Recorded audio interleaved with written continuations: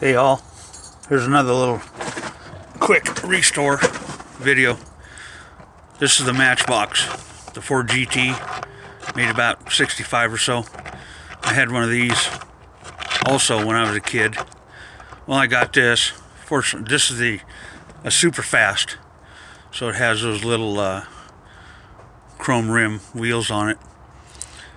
But I stripped it down, polished up the engine, cleaned the interior. Fortunately, the glass was in good shape. Trial and error, made a couple of hood stickers. That one there didn't turn out too bad, but it was the better of the bunch.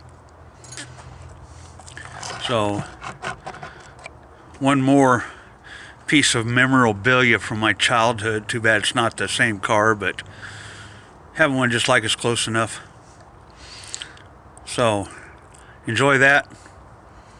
I'll get some more stuff up here before too long. Later.